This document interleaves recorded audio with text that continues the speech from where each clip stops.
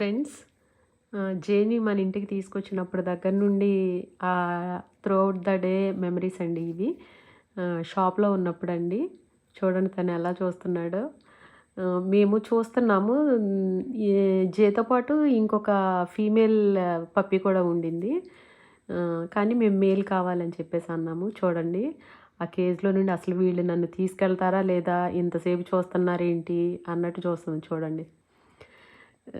తర్వాత ఆ షాప్ అతను జేన్ బయటికి తీసి మాకు చూయించాడు. దాని ఫర్ అదంతా చాలా బాగుంది, చాలా క్యూట్గా అనిపించింది, నీట్గా కూడా ఉంది. యాక్చువల్గా షాప్స్లో కొన్ని పప్పీస్ అంత నీట్గా లేవు, అందుకనే మేము తీసుకోలేదు.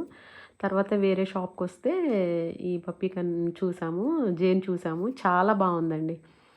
అక్కడి నుంచి ఇంటికి తీసుకొచ్చిన తర్వాత అప్పటి వరకు కేజ్లో ఉందేమో, ఇంక ఇంటికి వచ్చేసిన తర్వాత చూడండి జే అల్లరి కాదండి, ఆ ఇల్లు మొత్తం ఎగిరేసిందండి. కేజ్లో ఎగరటానికి గంతులు పెట్టడానికి ప్లేస్ ఉండదు కదా, అందుకే సైలెంట్గా ఉండింది. ఒక్కసారి మా చేతిలో నుండి కిందకు దూకేసిందండి.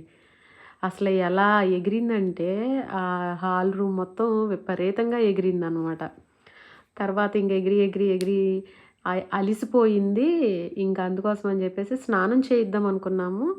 స్నానానికంటే ముందు అసలు ఫస్ట్ ఫుడ్ పెట్టేద్దాం, చిన్నది కదా 40 days మేము తీసుకొచ్చినప్పుడు. ఇంకా ఫస్ట్ అయితే తనకి ఫుడ్ పెట్టేశామండి. ఫుడ్ పెట్టేసిన తర్వాత ఇంక అప్పుడు నీట్గా స్నానం చేయించాము. ఆ ఫేస్ మొత్తం చేసేసుకుందండి. నీట్గా స్నానం చేయించేసి అప్పుడు కేజ్లో వేసాం ఫ్రెండ్స్. చూడండి అంత ఫ్రీ బర్డ్ లాగా ఆడిన తర్వాత స్నానం చేయించి కేజ్లో వేస్తే అల్లరి కాదు ఫ్రెండ్స్, భయంకరంగా అల్లరి చేసింది. ఆ కేజ్లో నుండి తీసే వరకు అల్లరి చేస్తూనే ఉంది. చూడండి ఎలా అరుస్తుంది. ఆ కేజ్కి 4 వైపులా తిరుగుతుంది, బయటికి తీయమని అడుగుతుంది. బట్ నేనేంటంటే ఫస్ట్